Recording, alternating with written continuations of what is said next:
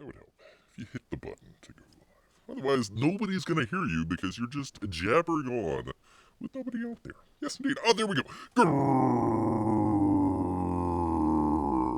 Greetings, humans. Greetings, and welcome back to another fun-filled episode of Bear here, 29-year veteran of the woods. And today, oh boy, do we have a great show for you people here today. Yes, indeed. Actually, we're not going to lie to you people. We are actually in the woods, people. Yes, indeed. Check that out. Great to have everybody here, including all of the lurkers out there in the woods. Yes, indeed. We've got a great show for you people here today. Kind of two campaigns that we need to talk about here. Hello, people. Two great campaigns to talk about here. We've got Titan on its last, I believe, 4 or 5 days left, and of course, a Wraith of God on its last day. Not sure if he's going to go in demand or not. Hopefully he will. But if not, go ahead and get on it, people. Go ahead and get on it. Will Bear Boomer up the stream tonight, or not? Probably without call. You know, it's hard enough to do just kind of regular show. You don't have, you got your regular show, and then you try and put it on a video on top of that, and then you try and do it out here in the woods here, and man, oh man, that is a whole other bag of tricks out there for Bear.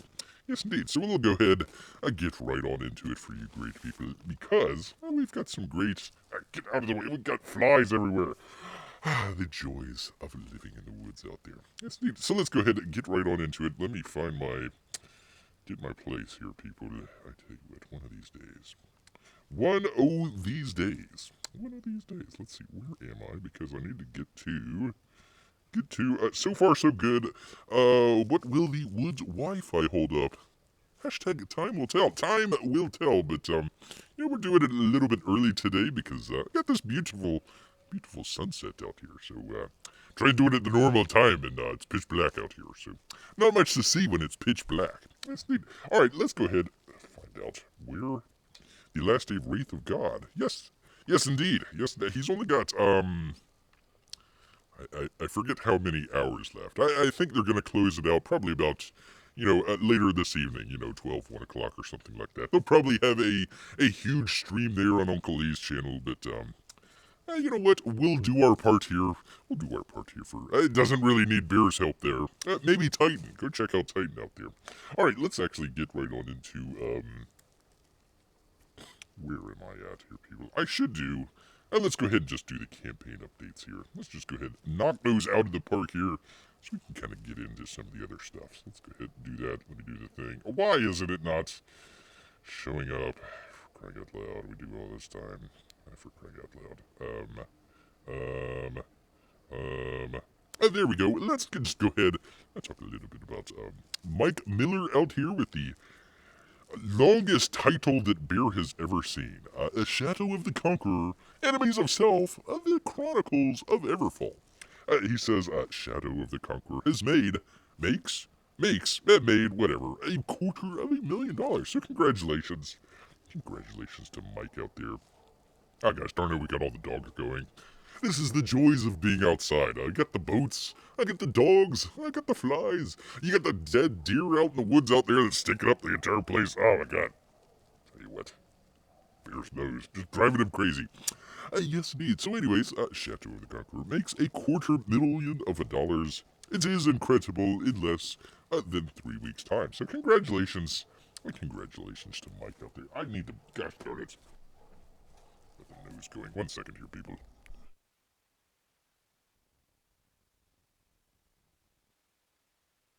There we go. And the dogs, too, I tell you what. We'll get through it. We'll get through it together here, people. Yes, indeed. So, congratulations. Congratulations to Mike out there. We do appreciate what he's doing out there with the Shadow.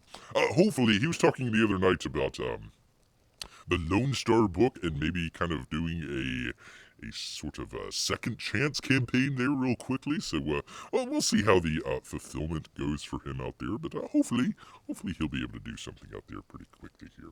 All right, moving quickly along here, people, because not only one of the most controversial covers out there, but probably the most controversial cover out there. We're talking about Impossible Stars, a great book, just a very unorthodox cover out there. Well, he's back. Your boy Zach is back. Yes, indeed. Impossible Stars 2. He's got the cover reveal out there. He says, "Hi, everyone. Hi, you boy. The spot. Here is your cover for the Impossible." Let me bring that up. That would help. That would help if I bring that up. Here is the cover for the Impossible Stars 2 campaign. The spot doll cover effect will be used for the solid black area, just as it was on the front, on the cover for the first Impossible Stars book. So there you go. A little bit of interesting. A little bit more going on there. I think he's got another planet or two there, but yeah, it was kind of a very base cover, that not even any title or any names or anything like that. Kind of interesting out there, but yeah, there you go. Impossible Stars. He had that with his, what was the other one? Iron Sights. I think that was with the same. Was that with the same campaign? Yeah, Impossible Stars 2, Iron Sights 3. So that was the combo campaign out there that he did. So look forward to that whenever it kind of comes in through the mail out there. Yes, indeed. All right, moving briskly along here. Your boy Zach is back. Yes, indeed. It would be Alterna Comics out there. Kind of one of the more interesting campaigns out there. They do several books, so these books have already been published, like Downcast and some of the others have already been published. So kind of second or third campaign here, second or third printing, I should say. So there you go. The comics are here. Yes, indeed. New comics are here. Summer pre-orders will start being shipped out tomorrow, which was just the other day. So our summer 2022 campaign will be in demand until November 1st. So if you missed out, people, you can go check that out up until November 1st. And he also has, I believe it is the, let's see, this is the summer campaign. So he's got the fall campaign out there. So really interesting if you want to do kind of a advertisement in one of the books. They offer that as one of the tiers there. So very interesting campaign out there that they do with Alterna Comics. And finally, last but certainly not least, by any means, still trying to figure out this campaign's kind of an interesting one there, but 2 days left. I think it's only 1 day left here of the Loose Threads campaign out there on Indiegogo. This would be from Mark Polton, kind of the one half of Graveyard Shift out there. He says time is running out to grab the most fun comic book of the year. Wow. Graveyard Shift co-creator Mark Polton asked what happens to comic book characters when their series are canceled. That's more information that Bear has got in the entire campaign here. So there you go. 80-page graphic novel of a group of canceled comic book characters that break out into the real world to track down their creator and make him finish their stories so they can fulfill their destiny. Yes, indeed. Very cool. Very interesting. Also, he's got a, let me find it here, gosh darn it. He's got a cover here from the late, the great George Perez out there. So if you want to get one of the last George Perez artwork out there, there you go. That would be the Loose Threads campaign out there. Yes, indeed. All right, let's see. Was that it? I think that was it. That would. By the way, just go ahead and go check out Gary's book out there. Some great stuff with miasma, however you pronounce that out there. Some great stuff that he's got. I should have put this on the other one that we can have kind of looking at it, but we'll bring it up here in just a moment here because we'll do a little bit of a campaign review. So let's go ahead and just go right into that. Oh, it's getting darker, much darker out here. The sun is setting out there really quickly. Let's see, 6:42. There goes that sun here real quickly. Luckily Bear's got some lights out here just in case. Yes, indeed. All right, let me find. Where was it here? Oh, here we go. Let me do the thing with the thing, and then the thing. Just talk amongst your shells, people. Talk amongst your shells. Let's see, where is it? There we go. there is a Titan out there, so we can get right on into it, because some great stuff out here from Titan. Let me move this out of the way. Here we go, for the Titan book out there. Good stuff. I think we've done this once before, but we'll go ahead and kind of jump through it here real quickly here. He's got, let's see, 4 days left, 131 backers with $7,153. Come on, people. We can get it above that. It'd be Titan Mouse of Might of Volume 3, My Asthma, inspired by great comics like Batman and the Daredevil Bode, the X-Men, Fantastic Four, and Calvin and Hobbes out there. Yes, indeed. He's got interesting stuff. Let's see. As an artist working with some of the biggest properties in pop culture and have seen them at their best, I've been disappointed in what they have become. Not seeing the kind of material that I like being made makes me want to create it myself. Well, there we go. That's how we do it, people. That's how we do it. The real heroes that must face the impossible, overcome hardships, and deal with their own broken natures, things that we all must do. That's why, as hard as it's been, I've been trying to create something that inspires, gives hope, and has true value. That's what Gary is striving for, and he hopes you will be part of this endeavor. I am excited to see all the amazing things that we can do together, and he feels that this is the best work he's doing now. Bear can agree to that. And the ideas for the Titan series are coming faster than ever. There you go. So you got the regular hardcover there and the deluxe edition out there. Yes, indeed. So there you go. We pretty much know the story of Titan. It's a mouse. He's mighty and he's in our world, taking names and chewing bubblegum out there. Yes, indeed. So that's some good stuff. Man, oh man, I tell you what, people, some great artwork out here from the great Gary Shipman. There's his other 2 books there, book 1 and 2. And then we got number 3 here, people. Numero Tres out there. Let's see, talk amongst ourselves. I'm the only one here, says Jimmy. Well, yes, you're keeping Bear company out here. With your help, we can make the 3rd volume of the... It's early. It's an early show. Bear usually does this at like 8 o'clock. So probably a number of people will say, Bear, what the heck, man? Why are you on earlier? Well, beautiful, beautiful sunset out here. With your help, we can make the 3rd volume of Titan Mouse of Might a beautiful edition, people. That is a work of art into itself. One that you can display on the coffee table. Miasma will reveal more mysteries and plots that weave into the growing world of the Packenslands, which is like 5,000 pages long, in ways never seen before. Gary wishes to share all the thrills and adventure with all of you. Yes, indeed. Watch out, Mouse. He's getting locked up there. You gotta watch out. It's gotta be the tiniest chain out there that you've ever seen. And lock as well. You are the biggest part of what he is doing. My expression and story and art mean nothing without your contribution, people. Come on now. There you go. You can get $10 for the digital copy. 25 books, people, for a hardbound book. You literally cannot beat that. $50 for the signed deluxe edition. The deluxe, it's got just kind of more stuff in kind of the back area, kind of some behind the scenes stuff, some just kind of artwork, sketches, that sort of deal. Really great stuff. Let's see, $70, it gets you all of them. At the regular hardbound for $70, that's 3 books, people. And for $140, you actually get all 3 of the deluxe editions. Very good stuff out there. And of course, he's trying to get all that stuff done. His inks is 25% done, and the lettering, it's only 11% done, but that's okay. That's all right. Grab something to drink here. And of course, people, if you back this book, you are helping the children out there. Yes, indeed. So he's got a number of unlocked stretch goals there. Let's see, he's at, he is at, oh, look at there. You can write Titan a letter. You can say, hey, Titan, it'd be like, what was the one in the new, like, Dear Abby? You can do, like, Dear Titan. Dear Titan, let me tell you about my relationship problems.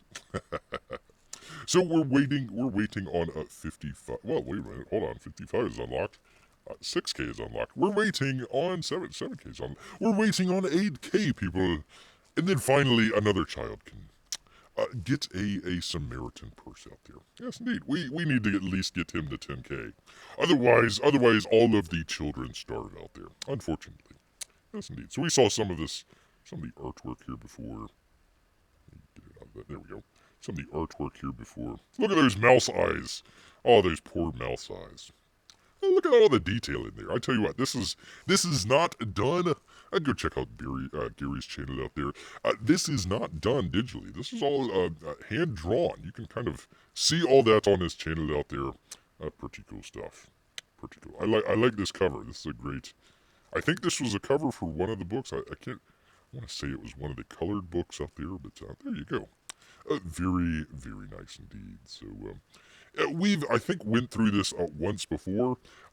Probably your best bet here is with the Arch book here. You get one of these great drawings in here from Gary Shipman inside of your deluxe book there. So that would probably be Bear's pick out there. But let's see. Oh, that is the featured one. I tell you what, Indiegogo does it different now, where it used to scroll with both of them. Now they do it separately here. The featured one, I would say that's probably pretty good. You get a magnet there. Digital copy if you live overseas or something like that. A keychain, people. I tell you what, can't beat this though. $25 for hardcover there. A metal print out there, pretty cool. He's got some metal prints, some hardcovers and whatnot. There you go. So, oh, by the way, yeah, go check out the artist edition. I tell you what, people, Beer got this. It's not quite the full,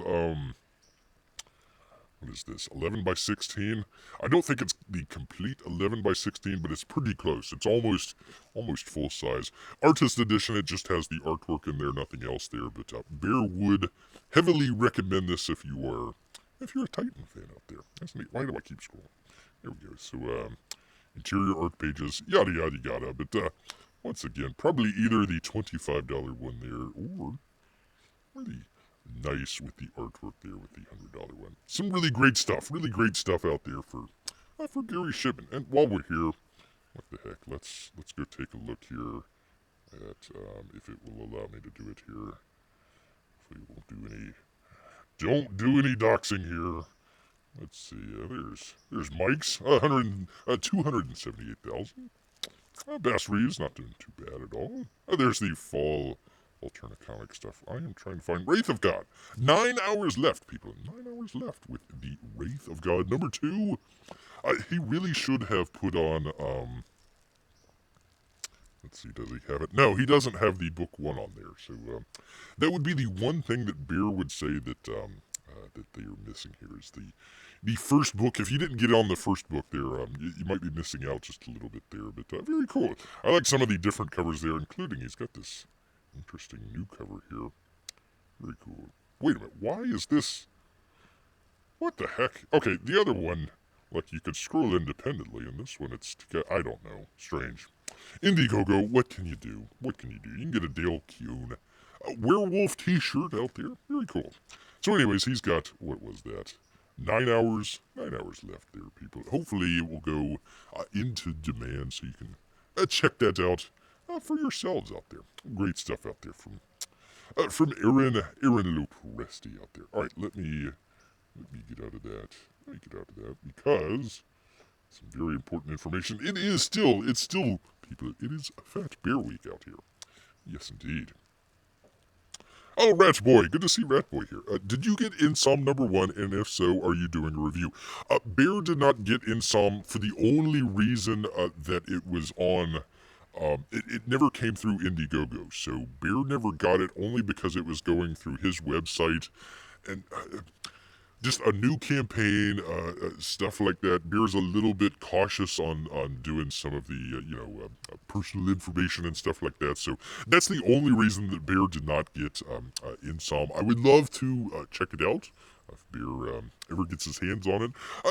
Just the very basic kind of quick thing. I think it had probably a pretty good story. It was just very basic artwork on it. I wish the artwork would have been a little bit better. I think was our good friend Gabe out there that did the colors? I think he did the colors, if Bear's not mistaken, out there. So He got some really good stuff. I just wish that some of the artwork was a little bit better.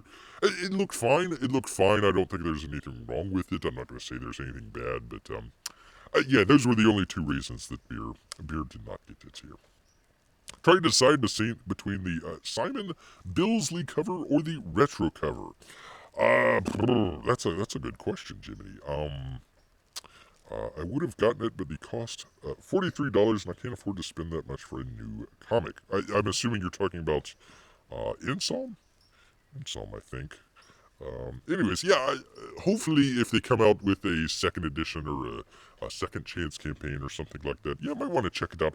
Again, I wish that he would do it through Indiegogo. Not that it's a bad idea to do it through his own website or something like that, but yeah, it's a little bit more kind of, I don't want to say secure, but it probably gives people a little bit more security kind of going through kind of a known thing through Indiegogo rather than a brand new website that, not that it's going to get hacked or anything like that, but you just kind of worry about some of that stuff out there.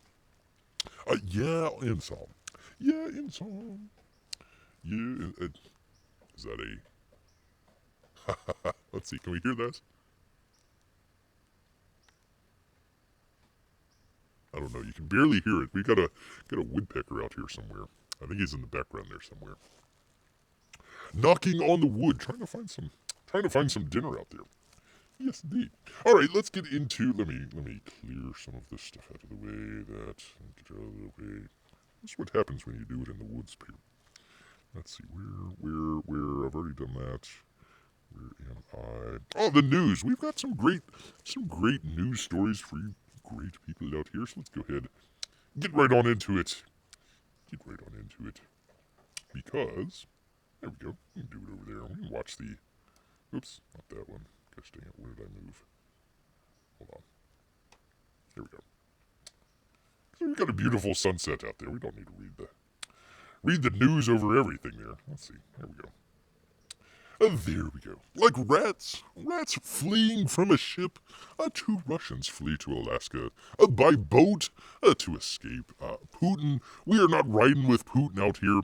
Draft for the Ukraine invasion. Well, technically, not Bear's Monkey, not Bear Circus, but kind of an interesting story coming from Just the News and Natalia Middlestedt. We'll just go with that. The Alaskan island where the Russians landed is 36 miles away from Siberia. Just a hop, skip, and a jump. What's her name? Sarah Palin could probably see that from her house. Two Russians. Let me grab a drink. Hold on.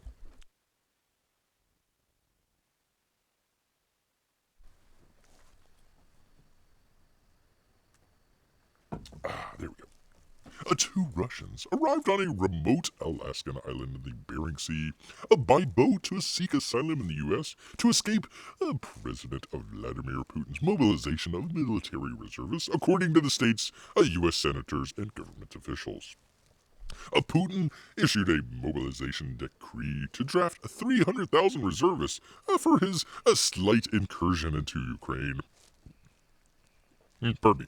But an estimated 200,000 Russians have fled as a result. Well, that's kind of a kick in the shorts there. The two Russians who fled their country arrived at a beach near the town of Gamble. Gamble.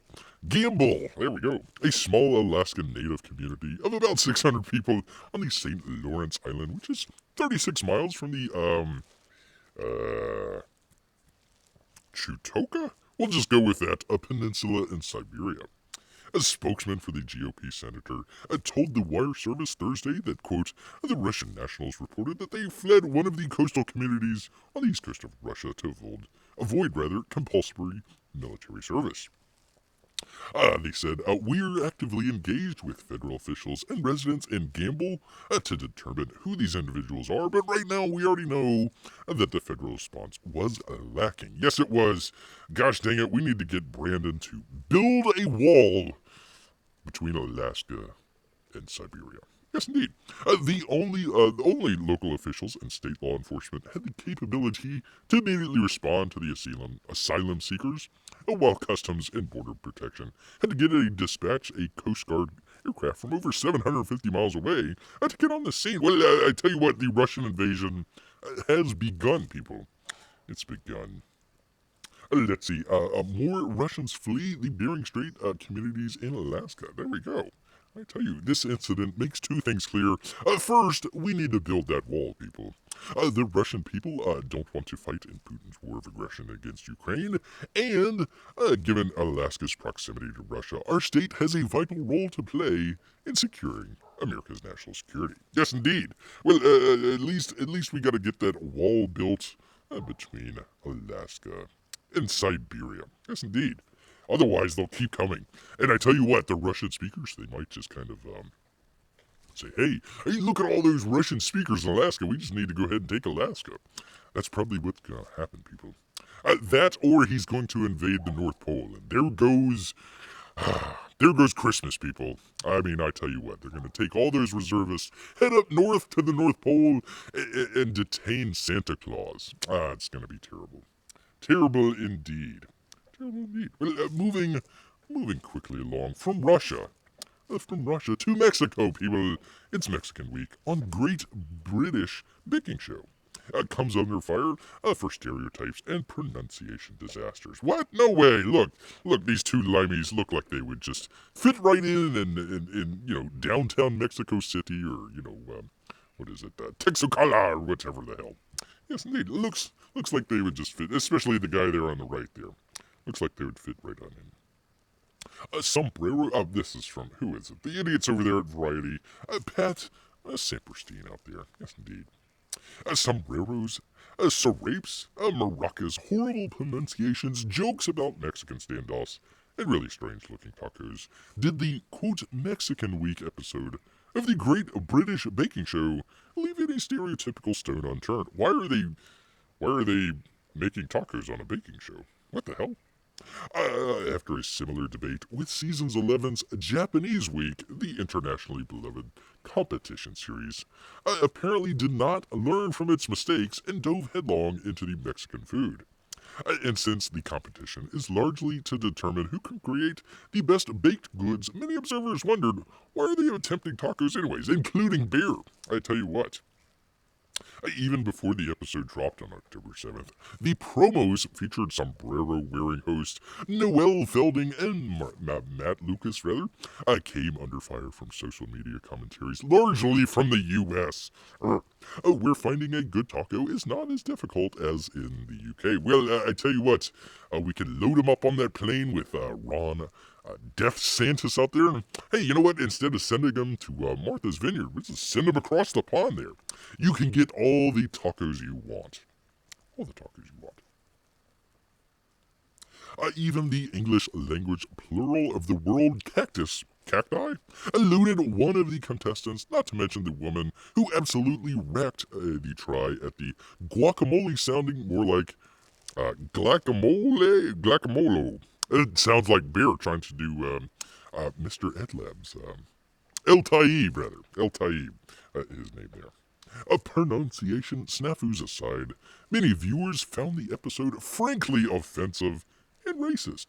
Nobody gave a F about Mexican culture.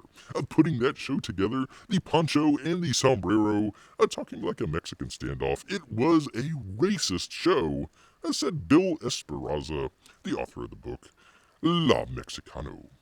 Oh, excuse me, L.A. Mexicano. Pardon me, sir. Pardone-me. The real problem here is the lack of respect for the people. They have no business doing cultural weeks of any kind. After the Japanese week outcry, quote, the fact that they would give some criticism and do it again, it seems like they're okay with it. Why not? It's not hard to learn to pronounce the words correctly, even for a living muppet of a host, wrote Jose Relat, the taco editor at Texas Monthly Magazine. If you don't want to be stereotyped, maybe not become the taco editor at a Texas Monthly. Tacos, a new one on me, says one contestant, as they are given the assignment for the technical challenge of making tortillas from canned, quote, yellow field corn, and adding steak, spicy refried beans, guacamole, and pico de gallo to make some sort of gloppy pile of taco topped with rare meat. Mmm. Well, they are bakers after all. The difference between tacos and tortillas perplexed one chef, while the other predictably worries, I just hope my chili is not too hot. You're doing it all wrong.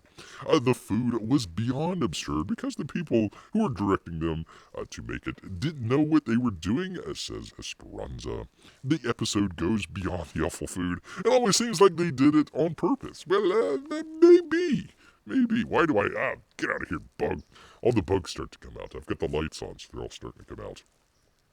Austin, Texas-based journalist Katie Sanchez tried to put the Fuhrer into perspective, noting, don't get me wrong, it's definitely racist, but also DACA was deemed illegal in my community as being actively harmed by forces not on my TV, so guacamole and ominous maracas shaking is the least of the stuff I can laugh at. Ha ha ha. We also need to build that wall as well. However, she did admit that peeling an avocado like a potato constituted an act of violence, an act of physical violence against my people, me familia. Me familia out there. Yes, indeed. So there we go. Good to see Marco for Anthony here. Let's see. Sorry, busy watching the PayPal meltdown. Oh, I meant to do that the other day. Man, oh man. Beer had a number of... what's going on here? The stream's current bitrate. Oh, it's fine. Come on, YouTube. Beer's trying to get ready to sell some artwork, and then all of a sudden they do that with the PayPal stuff. Let's see. Stating they'd fine certain entities $2,500 for misinformation. Yeah. Is it that, or they put a hold on it or something like that? I need to do a little bit more reading on that. But, yeah, if you had like $10 in your account, they could put a hold of like $2,500 for some reason. And of course that got to social media and people started closing accounts en masse. Yeah, Bear was about ready to get one started and basically said no. So essentially a lot of people are going to have to go to the credit card processing, which I think is like 10%, 20%, something like that. So yeah, basically all the stuff that you wanted to sell on PayPal is going to be like 10 to 20% more expensive. Let's see, they came out saying that was a mistake, but they had to have... Oh no! That was actually in their terms of service. They just redid their terms of service. PayPal did. Let me get rid of this. They just did their terms of service like 2 weeks ago or something like that. A Bear came across it, I think, early last week or something like that. Had it ready to go.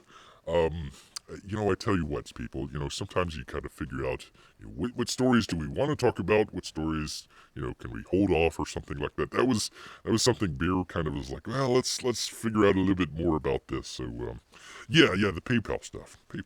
Let's see, what you're saying, they made a policy where they'd fine users for using misinformation outside of PayPal. Yeah. I think it was basically kind of like the, they had the Canadian truckers and that sort of deal, so they were closing those accounts and stuff like that. So I think it's part of a lot of what was going on with some of that. So Beer needs to do a little bit more research on some of that. Maybe I'll come back on Wednesday and talk about that a little bit. Like I said, I was just about to do... let me go to it here. I've got some... let me find it here. Yeah, like some different artwork. There's... not selling that for crying out loud, but... different stuff that they have here. Let me find some different stuff. There's a piece from Mike Miller there. There's a piece from Eden Miller. There we go. Let's see. That was Mike McMahon, I think. There's Kevin Sharp. Let's see. There's something from Kanan White. So anyways, a number of stuff that Bear was ready to go sell on some stuff. And, good old PayPal decided to crap the bid out there. That's neat. Well, I tell you what, people, it's getting darker and darker.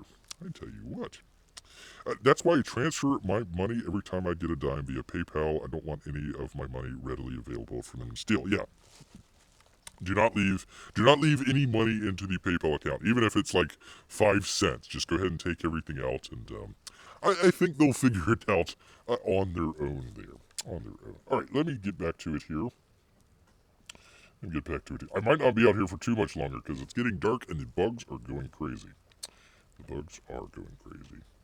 But we actually had an update. Let me see. We'll just do this really quickly. CBS Studios COVID. The Wu Flu update for those people. They're still doing that out there in Hollywood. They still have to put on the mask and do all that sort of stuff. I might circle around to this next time. Something along those lines there. But yeah, there you go. From Deadline out there. All right, the one story that Bear actually wanted to get to here. If we get the dang flies out of the way. Bear buys a lot of original art. That was from like the past couple of years. I haven't really. Well, there haven't been any auctions here lately. Actually, hold on. Let me find out. 1 second, people. Talk amongst yourselves.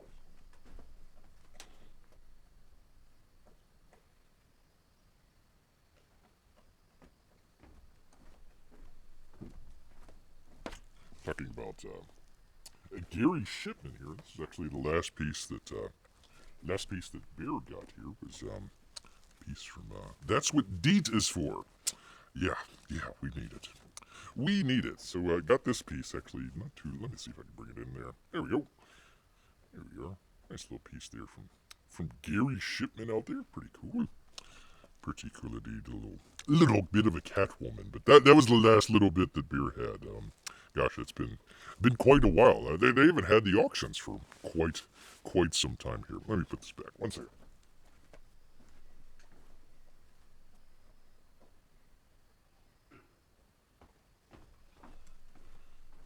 Bear's luck. The wind would come. It would blow away all the flies, but it would also blow that away as well. So there we go. Only people regularly auctioning are Gary and RVUAA with Shane's crowd. I don't know what that means. Ruva. I know they do it every once in a while on EVS's show. I think it's usually it's like twice a year, maybe 3 times a year or something like that. They'll do an auction there, but man, oh man, that is way out of Bear's price range there. That is a lot of money that being changed hands there. Yes, indeed. All right, let me get to the one story that I have here, and then may have to wrap things up here. There we go.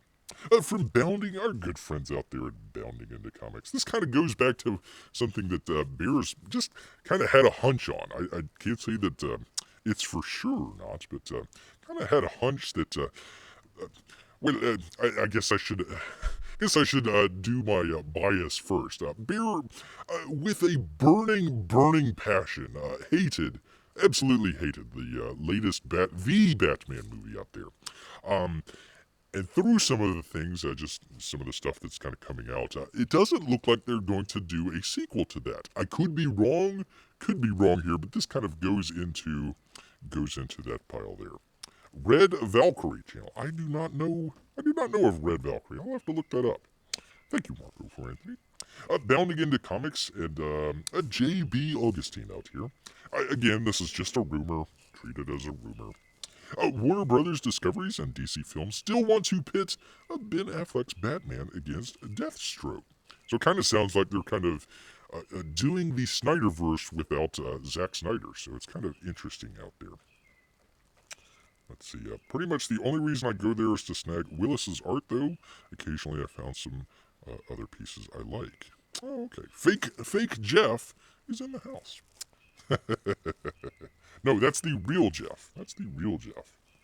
Yes, indeed. DC Films may still have its eyes on Ben Affleck's Dark Knight fighting Deathstroke now that there's been a reconciliation and Batfleck has returned.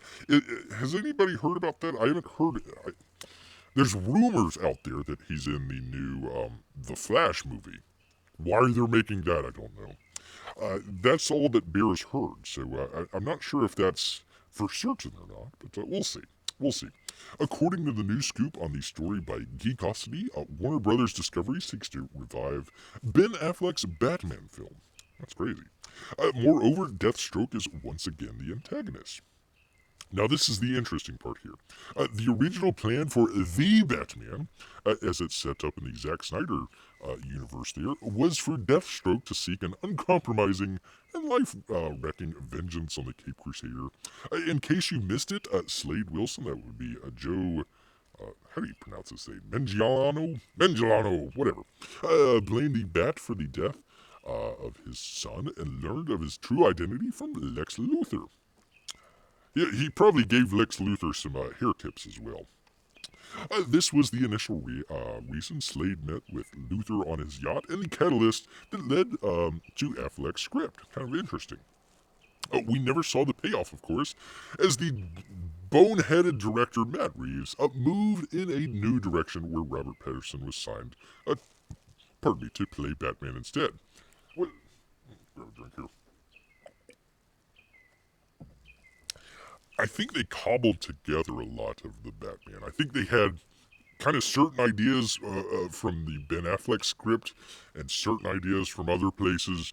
Then Matt Reeves kind of came in and just kind of mashed it all up with some of his ideas. Great reason why the third act was just terrible, just awful. But I think that they were trying to do some of that with the Ben Affleck. That's what it sounds like here with the Ben Affleck film. And then the Matt Reeves thing kind of went through, and so it sounds like they're kind of going back to what they originally were planning on doing. Interesting. Don't be deceived. Well, I don't know about that. This was the initial reason Slate met with... Oh, I already read that. Joss Whedon's studio-endorsed cut of the Justice League changed the ending with Luthor, and Slade further, adding the twist of Lex's pitch for the Legion of Doom, a card that might still be on the table for Warner Brothers to eventually play. There's that weirdo right there. Why they're making that movie, I have no idea, but they sunk a bunch of money into it, so might as well. Geekosity's coverage notes that the development is early and that their sources say there were talks of Deathstroke possibly joining the Legion of Doom.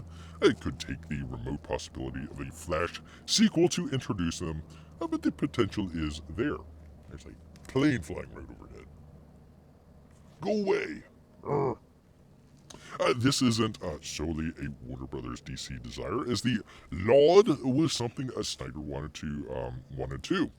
Made up of Luthor, Riddler, Dr. Poison, Black Manta, Ocean Master, and Captain Cold. The Legion was in the storyboards for the unmade Justice League sequels there. So there they are, all kind of hanging out by the... Oh, they got donuts. That's good. They're not all that evil if somebody brought donuts. I mean, you can't be that. I like how Bane is like, hey, I want to speak. Joker's got his foot up on the table there. He doesn't care. He's not raising his hand. Heck no, I ain't voting for that. Though these sequels could get made finally under the Z-ban in the Discovery regime, the Legion may tango with The Flash, first as Geekosity says that it's being discussed. Some aren't sure if Warner Brothers Discovery is bringing back the Snyderverse. It sure sounds like it. It sure as hell sounds like it. Dink flies. Behind the scenes, wholesale, maybe not, but piecemeal is another story. They probably are just doing the sort of outlines that Snyder kind of came up with and kind of maybe adding a couple new things here or there, but that's it. All we can say for certain as of this writing is that Batfleck is back. I haven't heard about that, but there you go. And Warner Brothers Discovery could be keeping him around for something huge, like getting rid of the Batman and just going back to Ben Affleck there. I think that would work.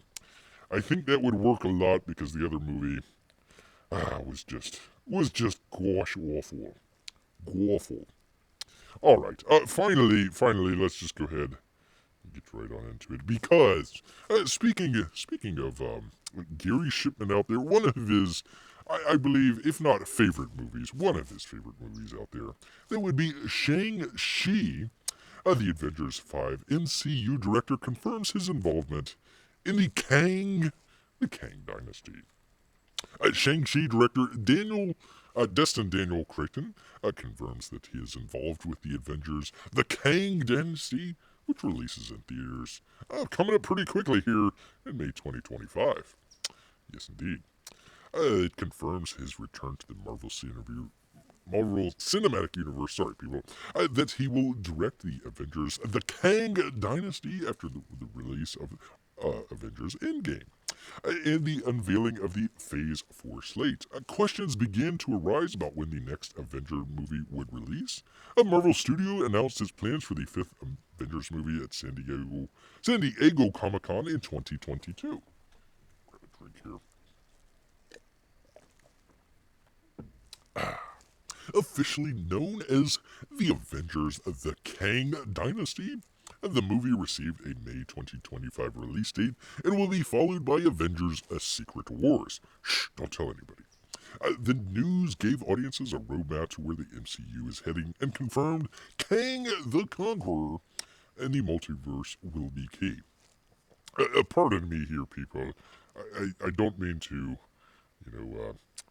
show any lack of knowledge here, but Beer has hardly any idea of Kang the Conqueror. That's getting deep there, getting deep into the books there.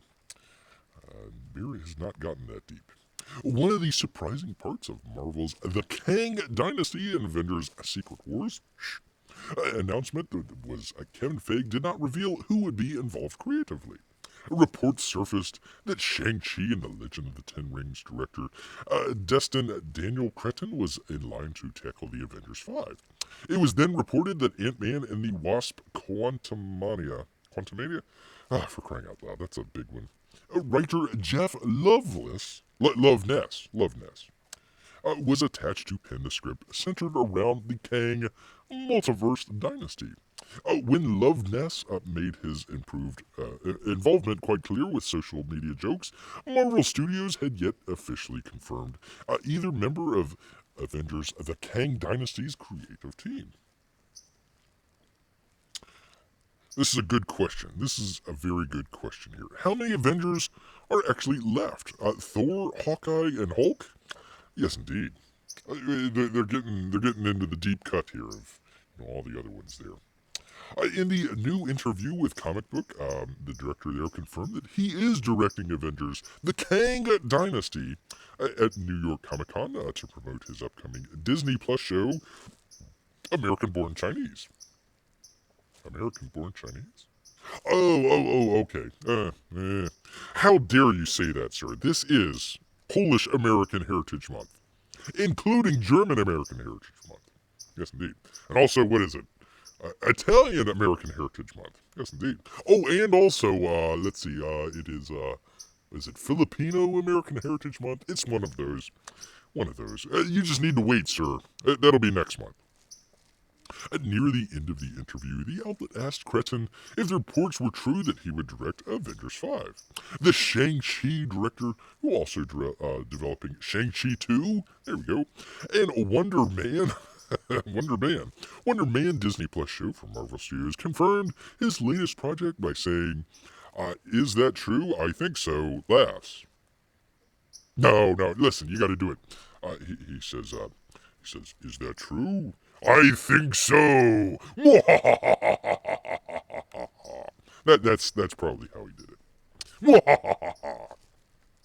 The confirmation that Cretton is directing the Avengers: The Kang Dynasty should continue to elevate excitement in a project that's already pretty high. Well, according to Gary Shipman, it is his favorite movie there. That would be Shang-Chi out there. Cretton's talents behind the camera have long been known thanks to his drama Short Term 12, starring Brie Larson, the lovely, the talented, the extra sexy out there, Brie Larson. His MCU debut with Shang-Chi received rave reviews and performed very well at the box office during the pandemic, as it made over $430 million, people. That was including with what was it? The Phantom Menace just bad-mouthing it like crazy. Pretty good.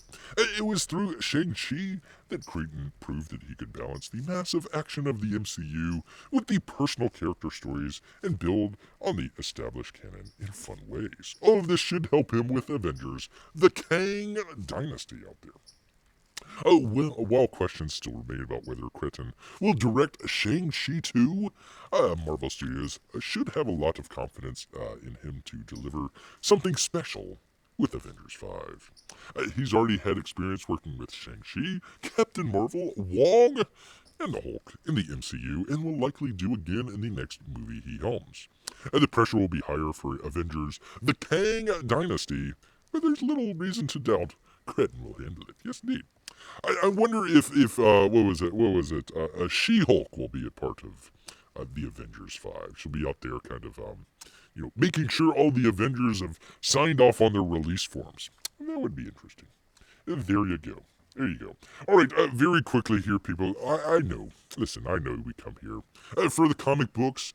We come here for the fun. The excitement. Every once in a while, some pandemic stuff. But you know what? We really come here for the NFT stuff. This is going for a great website out here. It's called Web3 is going just great. A group out there called Celsius has exposed the names of all of its customers in the recent transactions in court filings, including their execs. Basically, Celsius went bankrupt, and now they're exposing all of their clients out there. Celsius Network is undergoing bankruptcy proceedings after its impressive implosion earlier this year.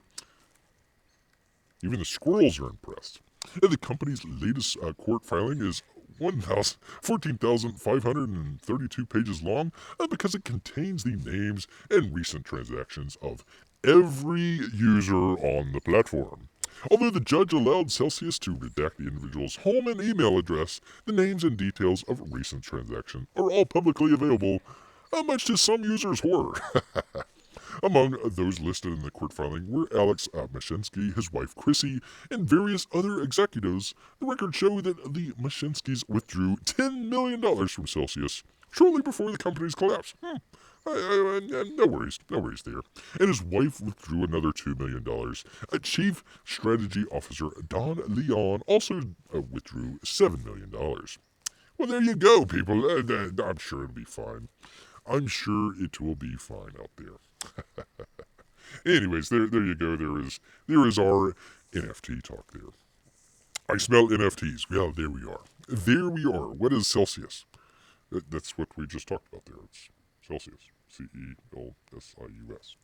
Celsius. Am I pronouncing that? I could be pronouncing that wrong. It wouldn't be without precedent out there for beer. Yes, indeed. All right. Well, I tell you what, people. Number one, the flies are just going crazy on beer here. So that would be one thing here. But you know what? We got a beautiful. Where am I? There I am. We had a beautiful sunset out there for you great people out there.